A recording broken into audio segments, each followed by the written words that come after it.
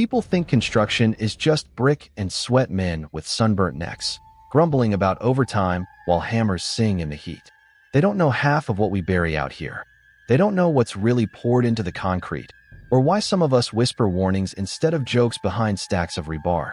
If you're listening, you probably picture us as a bunch of roughnecks in safety vests, swapping stories and wolfing down fast food on half-finished floors. Maybe you think the strangest thing about my job is the number of times I've dropped a wrench off a scaffold or the weird tan lines I get by August. You couldn't be more wrong. I'm not sure how much time I have, so I'll get straight to it. There are 5 rules. 5 rules everyone on this crew follows, not because they're in an employee handbook, but because the old-timers tell you what'll happen if you don't. Don't roll your eyes. These aren't urban legends. Not all of us who break the rules end up getting fired. Not all of us leave in one piece. I can't show you the scars on my back or the hole in my wall where something whispered, "Come closer," while everyone else packed up for the day. I can't make you feel the way the air goes thick like wet cement when the sun bleeds out past the tree line and you realize you're the last one left on the 3rd floor. Add up enough of those moments, and even the thickest guy on site starts glancing over his shoulder. It's easy to miss the early signs: missing lunches, guys who went home sick and are never mentioned again, equipment you swear was there but now isn't, or voices you hear in the walls that don't belong to anyone on payroll. You notice quick who's got nervous eyes, who hurries their prayers before dusk. It probably sounds crazy, but I need to say this before it's too late. These rules aren't suggestions. They are lifelines. And if you ever end up on a site like mine, you'll be glad you listened. But to understand our rules, you need to know what happened my first week on site. Ever started a new job and immediately knew something was off? Maybe it's the way no one meets your eyes, or how every laugh seems a little too sharp, a little too forced. That's how it was for me the day I first stepped onto the job site off Highway 58. Before sunrise, the air was already thick with dust kicked up by massive tires, the ground a patchwork of tire ruts and puddles gone stale. From a distance, it looked like every other site: porta potties lined up like blue tombstones, rusted containers, tangles of rebar, everyone moving like ants in the early light. But up close, the silence felt wrong. Too brittle, too careful. When you do this long enough, you recognize the rhythm of a crew banter about weekend plans, someone cursing out an air compressor, the clang of steel on steel. Here, everything was quieter, like the earth itself was holding its breath. Some guys kept glancing at their watches. Others watched the tree lean behind the site office more than they watched each other. The first worker I met was Ray, an old-timer with skin like leather and a cigarette somehow glued to his lower lip. "New guy, huh?" he grunted, nodding at my gear. "Don't lose your hard hat. And don't walk behind the generator, not unless you want to catch something you can't shake off." He half smiled, but it never reached his eyes. There was Amanda, the crane operator, hands like vices, painted nails chipped and clawed from years of work. "Don't let the quiet fool you," she said, guiding a steel beam from the heavens. "This dirt holds secrets. You'll see." My foreman, Mike, was built like a refrigerator and always had a clipboard clutched tight to his chest. He handed me a badge with my name scrawled in faded ink. "Show up on time. Don't wander. Stick with the group," he said, voice low, eyes scanning the site like he was expecting something to jump out. "We do things by the book here. You mess up, you're out." Clear no one mentioned the rules not then. But every handshake, every sideways glance, told me there was a script running underneath the surface. I'd ask innocent questions and get stonewalled, shrugged off, or fed a line about company policy. Even the radio chatter was different. All numbers, no names, clipped and cautious. Everyone knew the rules, everyone except me. It was only a matter of days before the strangeness slipped into focus. The missing lunches. The shift changes that happened just before twilight, even if the concrete was still wet. Little things, but they added up. That's when I heard rule number 1. And I wish someone had explained it properly. Rule number 1. Never work alone after sunset. It sounds simple, almost childish, right up until the day you break it and realize why nobody jokes about that one. If you've ever poured concrete on a deadline, you know overtime is a given. We used to tease that the only thing scarier than the boss was missing a pour before the next ring. But on this site, overtime wasn't talked about with the usual gripes and greasy pizza boxes. It hung over the crew like a threat. We joke about overtime, the pay, the pizza. But after dark, it's about survival. My first Friday, we were falling behind. Sun dropping fast, the air heavy with heat, even as shadow crept in from the edges of the lot. Amanda lined up the last load for the day, Ray muttering something about racing the devil for sunlight. I shrugged it off. I hadn't learned the rules yet.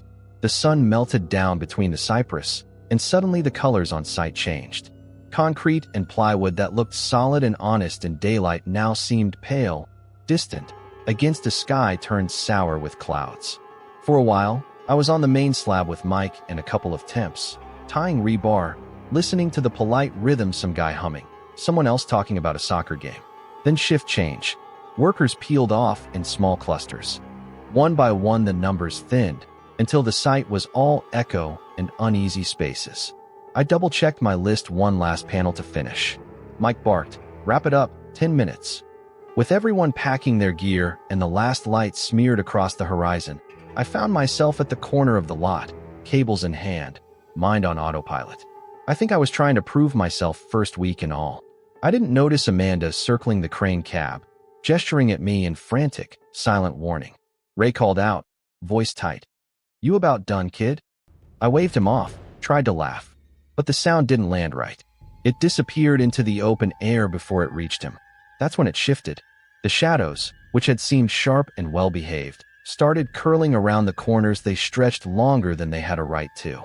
Every shovel left out cast crooked lines across the gravel, and the air, which had been humid and soft, turned thin as if it was being sucked away. My own breath sounded sudden, too loud.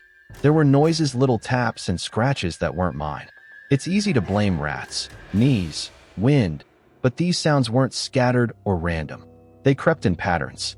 I remember thinking, maybe it's just nerves, maybe I'm reading too much into campsite legends, and that weird look from Amanda. I finished bundling the cables and turned to lock the toolbox, but the padlock was gone. Not just dropped, gone. The whole box looked wrong, out of place. Old, warped, what I hadn't noticed before, a deep gouge like something had clawed at the edge. Ray was gone too. I scanned the lot. No cigarette glow in the dusk. No crunch of gravel. No joke tossed over a shoulder. It was just emptiness. The hum on the radio static. Somewhere behind me, a faint, wet snickering sound like someone hawking up a laugh behind drywall. The light at the end of the yard flickered. Suddenly, Amanda's voice in the half-dark. "New guy. We're leaving. You got everything." She wasn't asking. She was commanding. I nodded. Hands slick. As we walked back, I forced myself to play it cool. "Where's Ray?" I asked, trying for casual. Amanda's response, a stare, flat and silent, then a clipped, "He went home sick." She glanced over her shoulder, as if expecting to see someone following. Later, back at the site trailer, there was a hush, a weird ritual in the way people counted heads, signed out, avoided each other's gaze. I tried to ask Mike, but he just muttered, "Don't work alone after sunset. Ever." Then, softer, "Don't even talk about it twice." I lay in bed that night, turning the day over and over, the vanishing padlock, the toolbox I didn't recognize, the space Ray left behind, the silence thick enough to choke. I told myself these must be tricks of the mind, rookie nerves complicated by a bad sunset. But weeks passed, and Ray never came back. No one else mentioned his name. His locker sat empty. His hard hat vanished. If you didn't know to look for the empty spaces, you'd just think he transferred, got sick, moved on. But there was always that sense someone missing, some rule no one wanted to name. I wish that was the strangest rule. But it gets worse. The first time I saw the red markings, I almost laughed. You work construction long enough, and you start to collect a private language of paint: neon orange for utilities, yellow for gas lines, pink for surveyor notes, bright lines that fade fast in the sun. But these were different. Bleeding, rusty streaks across the cinder block in perfect, deliberate arcs, like a painter who didn't want to be seen. Not on the surface, either. Tucked into odd corners, down in the mechanical crawl, splashed behind plywood before the next wall went up. Sometimes half erased, but never gone. At first, I thought it was some bored safety guy, hazing the new crew. Why else would caution tape loop around an empty column, or red paint curl up the base of a wall where no pipes ran? One morning, on my 7th day, I found myself alone at the back of the site. Office. Sunlight pooled through a cracked window, illuminating a patch of cinder block with two red smears meeting in a sharp angle. The color was impossibly dark, almost brown, almost oily, like old blood. They say even the machines won't work near the red paint. I wish I'd listened. Those were Ray's words, muttered into the wind, lingering in my memory like a bruise. But Ray was gone, and I was curious, and boredom might have been the most dangerous substance on site. I traced the mark with my finger, half expecting it to crumble away. The surface was ice cold, much colder than the air. My fingertip tingled, then stung, like I'd grabbed a live wire. Instantly, my stomach knotted. The room seemed to lurch sideways. The air pulsed in and out, not a breeze, but a heartbeat you could feel in your teeth. For a moment, I saw something in the block shadows nested inside, moving, patient, as if waiting for someone to notice. I jerked my hand back. Reality flickered, just for a heartbeat, like I was a slide out of sync with everything else. I saw the whole room at once, the office as it was, and as it might have been decades ago, a different desk, the walls unfinished, a crowd of men with empty expressions watching from a time I couldn't name. A jolt of nausea followed, a deep, sour kind that lingered under my ribs. The mark itself seemed to breathe, or maybe that was just my vision swimming. I stumbled back, smacking into a trash bin, drawing the startled gaze of Mike, my clipboard foreman, who'd come in unnoticed. "What the hell are you doing?" he snapped, a note of something brittle, fear or anger. I couldn't tell. His eyes flicked from my hand to the mark, back again. He went pale. "Never touch the red. Some walls aren't meant to open." His voice was sharp, then dropped, almost pleading. "Don't say you ever did, not even as a joke." I started to protest, throat tight, but Mike stepped between me and the wall, muttered something inaudible, and wiped his brow, as if the space itself left him sweating. Then he steered me out by the shoulder, shutting the door without another word. The rest of the day was a blur. I'd walk past a column and swear the steel sounded wrong, hollow, almost offended. The air near the marked wall kept hold of a funk that clung to my skin. That night, when the crew gathered in the lot, the mood was even more clipped than usual. Amanda kept her distance, eyes shifting from the cinder block structure to the empty spots in the dirt where nothing grew. Other workers whispered, throwing sideways glances at me, as if I'd crossed a line that wasn't meant for the living. Later, fumbling dinner in a greasy diner, I caught myself staring at my own fingers, half expecting the red to still be there, soaking under the nail. When I tried to sleep, my hand tingled, twitching every time I started to drift off, dragging me back by a sense of falling I couldn't shake. Everyone else knew what that red meant, and for the first time, I felt like the building itself was waiting for me to make another mistake. That's when the nightmares started. They started 3 nights after I touched the red. Not dreams, really, but something heavier, like drifting down through tar or waking up with your lungs already screaming. Sometimes the dreams feel more real than daylight. Sometimes I wake up with dirt under my nails, my heart pounding in my ears as if I never really left the site at all. In those hours between midnight and dawn, the boundaries of my room blur. I'm back at the foundation, flashlight flickering, crawling through the hollow belly of the building. I hear voices far off, muffled by layers of earth. They don't speak English, or maybe they don't speak at all. It's the sound of breath, of men cursing, of wet shovels scraping something that isn't rock or clay. Sometimes I catch glimpses, rust-red stains between concrete blocks, ancient marks like the ones I grazed, but deeper, sharper. In one nightmare, I'm following bare footprints through the dust, watching them fill with something thick and black instead of water. In another, the open foundation swallows me whole, just a slow collapse, the ground swallowing up my boots, my ankles, my knees, until the world overhead flickers out. And always, I wake up choking on the taste of old metal, with my hands balled tight around invisible handles. No rest in it, no forgetfulness. I drag myself through the next day, exhausted, and every glance at the site was sharper. I started seeing things in the corner of my eye, lumps in the backfill, shadows in plywood, movement under tarps that stopped the second I tried to spot it. Moments layered together, reality leaking into dream and bleeding right back. Once, in the trailer's break room, Amanda cornered me while I blinked awake at the table. She kept her voice low. "You get the dreams yet?" She didn't use the word nightmare. I just nodded. She gave a tight, knowing smile. "They're warning shots. Most of us get 'em after a slip. Only some never wake up, that's all." I overheard others talking when they thought I wasn't there about the guy from the last crew who screamed every night until he finally called in, drove off, and was never seen again. Some blamed the stress, the schedule, the fumes. But I know what I saw. I know what I heard. If you think local rules are just superstition, you've never worked ground that doesn't want to stay still. You've never smelled old blood behind drywall or watched a shadow hold its shape while everyone else clocked out. I stopped sleeping more than an hour at a time. I started flinching at cracks in the plaster, at every echo in the pipes. Something was watching, waiting for me to slip again. Which brings me to rule number 3, the one nobody likes talking about. They don't print rule number 3 on any sign, and nobody likes repeating it out loud, not even with a nervous smile. You just learn, from careful glances and pauses in conversation, that whistling is not allowed on site no matter how bored you get, no matter what tune's stuck in your head. They say sound echoes strangely between unfinished walls, but that's not the danger. The danger is hearing a tune you can't track to anyone, a melody that shouldn't be passing through teeth or lips at all.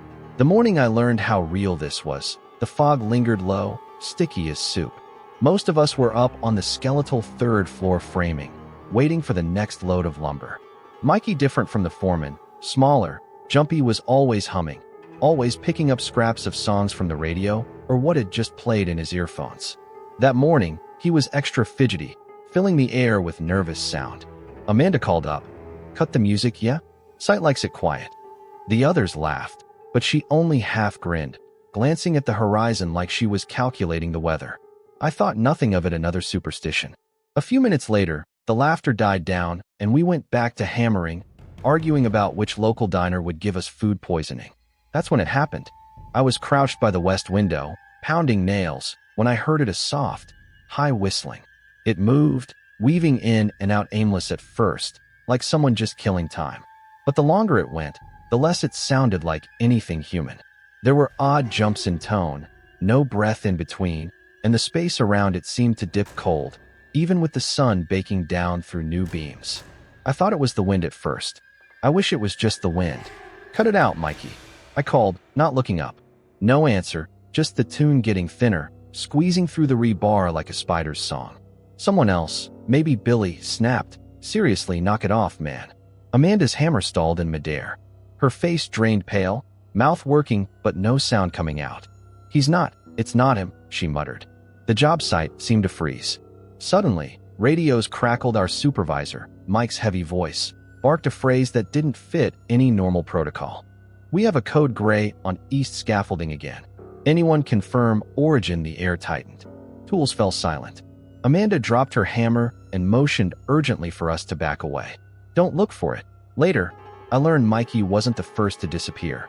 He wouldn't be the last. Every year or so, someone gets curious, someone gets unlucky, and the rest of the crew cashes comp time just to breathe easy for a while. The company files the paperwork under mental health or IWAL, but the old heads know. They just won't say it outright. That day changed the way I saw my job forever. I used to think my life was ordinary. Wake up, work until your body goes soft, have a drink, argue about bills, sleep. Repeat. But after Mikey vanished, the seams in my routine split open. I'd stand in the shower, and the water would run too cold, my skin prickling at imagined drafts. I'd catch my own face in the mirror, gray and shadowed, like someone was looking back from a few inches behind my eyes. Sleep became a rumor, meals routines to keep dread at bay. My hands shook even crossing the street. One night, I called my brother, just to hear a familiar voice. He laughed off my worries. "Man, you stress too much. I worked graveyard retail. You don't see me jumping at shadows." I nearly told him about the dreams, or the way time skips backward at certain corners of the job site, but the word stuck. You start to sound crazy, you start to doubt yourself. Maybe I was just tired, losing it. But that doubt didn't keep the fear from sinking in. I'd sit in my tiny kitchen, scrolling through job boards, weighing the math, rent, gas, groceries, the cost of packing up and running. There are worse things than being broke, I told myself, until I realized I'd rather live poor than work another night shift on that site. Friends called less often. "You look like hell," one messaged, genuine worry leaking through.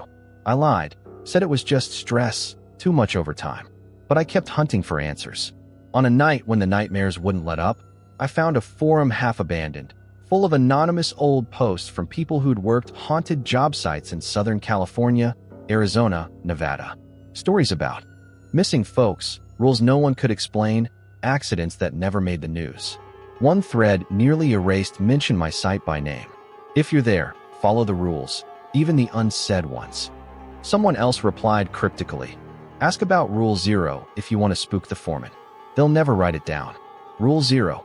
I heard it whispered once in the back of the supply tent, a nervous laugh cut short by Amanda's glare. There is no Rule 0, she snapped, too fast. Which meant, of course, there was. These aren't just campfire stories. Anyone listening who's heard rumors about strange shifts, about sites where names disappear from the board, this is for you. I hear you. You're not alone. I almost left. I printed a half-finished resignation letter, stared at it for an hour, tried to imagine somewhere else, anywhere normal. But I folded it into my pocket and went in the next day. Because by now, whatever was wrong here wasn't just after the careless or the unlucky. It was following me home, sitting quiet at the foot of my bed, whispering I'd never be free. But I couldn't quit. Not after I learned the truth behind rule number 4. Construction, by its very nature, is all about trust. You depend on the person next to you to catch the other end of the beam, hold the ladder, double-check the harness, shout a warning before a crate swings your way. That's what made rule number 4 so hard to swallow. At first, it sounded like a joke. Never accept help from workers you haven't seen arrive. Ridiculous, right? We all badged in at the same gate, shuffled through security, flashed our IDs, knocked boots by the tool shed. Who could just show up out of nowhere until the Tuesday the new guy appeared. It was a heatwave day, one of those mornings where the air tastes like copper and everything grinds under the sun. Crew was thin. Billy was out with a busted ankle. Amanda had her hands full getting a lattice spread, Mike off arguing with the city on the phone. I was up to my elbows in mud, struggling to steady a form when I heard a voice behind me. Low, practiced, friendly. Need a hand there? Looks heavy. I turned. He had the vest, hard hat, gloves caked with the right amount of grime. Mid-30s, maybe, with dark eyes and a smile as sharp as a crowbar. His name badge was scuffed blank, like it had been sanded down. I searched my memory, couldn't place him. Maybe a late hire? Mike always groaned about last-minute temps. He slipped in beside me, picking up the corner of the formwork. It should have helped, but the wood jolted in my hands, weirdly heavy, and tools in my apron felt colder, stiffer. Sweat ran down my temple, but his skin was dry, almost dull. I tried to make small talk, cracked a joke about Mike's eternal griping, but he just nodded, lips stuck mid-smile. It never went away. He looked just like us, until he smiled. I noticed he worked fast, moving without the little fumbles you get from handling unfamiliar tools. His boots left no mark in the mud. When he passed me a clamp, something flashed inside the metal gray, then rusty, then gone. I blinked, steadied myself, thought about the nightmares, about Ray's absence, about that code gray a week back. A slow panic built up as I glanced at shadows pooling around our feet. His shadow, thinner than mine, arced the wrong direction, drawn across a pile of bricks without bending. My palms prickled with electricity. I tried to meet his gaze, but he didn't blink. Not once.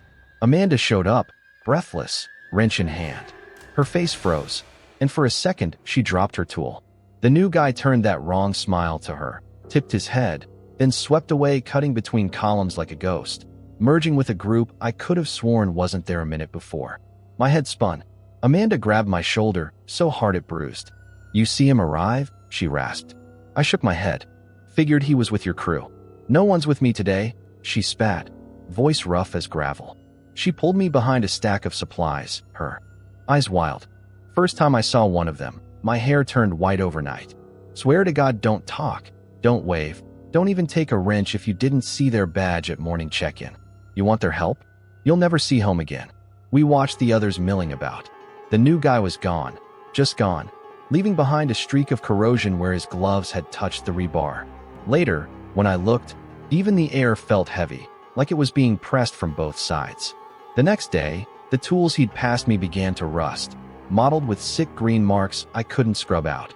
No one mentioned him at sign-out, but the vibe was off. Eyes darted at empty corners. More heads counted than names on the list. Mike locked the shed early, whispering to Amanda, who watched the horizon the rest of the afternoon. Trust is survival out here, but the wrong trust? That'll kill you faster than any loose beam. From then on, I watched every arrival, memorized the regulars' faces, kept count over coffee and roll call. Sometimes, I'd catch a stranger with the right uniform, wrong face, blending perfectly into the background. Always gone by dusk, always leaving a trace: rusty bolts, warped tape, footprints that didn't match the crew's tired boots. You think you've got it figured out. You don't. Not until you see it for yourself. At first, you tell yourself it's just a run of bad luck. Construction is dangerous. Accidents happen. But after a few months on this site, the pattern starts to gnaw at you. It's never the same story twice, but the ending always matches. Another missing head, another OSHA file in the trailer, another name crossed off the duty roster by lunch.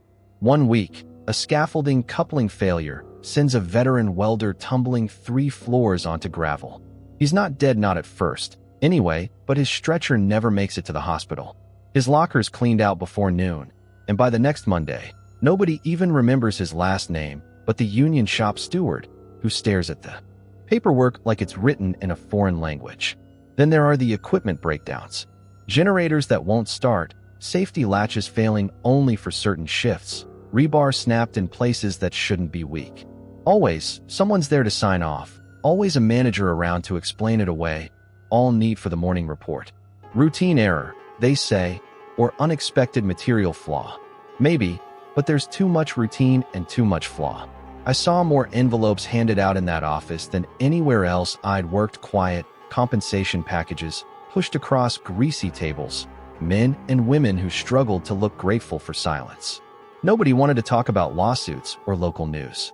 And if anyone asked too many questions, they were shuffled off to projects back east or administrative leave. Some came back with thinner faces and thicker scars. Most didn't come back at all. The rumor among the crew is that some of the higher-up safety officers, even the site boss, know more than they let on. You can see it in how their hands shake when a shadow crosses the window, in the way they pause before initialing certain forms. Like they're afraid they might accidentally sign something binding with whatever calls the shots beneath the paint and plywood. And then there's the cover-up. Maybe you've noticed it too, how some local news stories just vanish.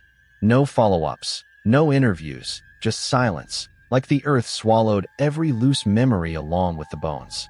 It became clear we're not rebuilding, we're covering up. And if you feel a chill reading this, trust your gut. There was only one rule left, the one that terrified me the most. There's a joke on most job sites. Safety in numbers, just don't be the lowest number. But here, numbers were something else. They held a different kind of weight. Rule number 5, at the end of every shift, count your crew twice. Nobody explained why at first. Most of the crew acts like it's a regular safety measure. But with all the strange disappearances and 2 cheerful send-offs, the ritual started to feel more like an exorcism than any accident prevention drill. The evening it happened still knots my stomach every time I think about it. Friday, always a tense shift, with most just itching for the weekend. Mike had run the day tight. Keep skittered cold up my spine. Suddenly, everyone was talking at once. Who said that? Wasn't me. Where the hell? Someone started counting aloud, finger jabbing at each person, voice trembling as he tried to make the numbers fit. At 4, Amanda put her hand over my arm, locking eyes. Nobody move. Nobody say another word. But it was too late. The air pushed in, claustrophobic, a sour electric taste crowding my mouth. I looked around, noticing, for the first time, a 6th person in a row that should have had 5. A silhouette half a step behind Billy, blurry at the edges, face hidden by the brim of a battered hard hat. Mike's voice snapped, harder than I'd ever heard. Inside. Now we crowded into the trailer, windows fogging up almost instantly from our breath. Papers scattered, and the old radio on the table screeched suddenly, a burst of static that sounded too much like laughter. Amanda, pale but steady, backed herself against the only door and pressed her palm into the jamb. We counted again, this time one by one, with Mike reading names off his sheet. Each person stepped forward, said their name, got marked. By the end, 15. Just 15. No sign of a 16th. No sign of the shadow. But the taste of panic hung on. Amanda bent slowly to the sign-out sheet. Count your crew twice, she murmured, almost to herself. I saw it too. One of the names was scrawled in a different handwriting. Familiar, but wrong. It wasn't until later, after the others had left, that we realized what name had been added. Ray. The name nobody was supposed to mention anymore. We left together that night, no one willing to peel off alone. On the drive home, Amanda just stared out the window, muttering, "Someone always counts wrong. Someone always goes missing."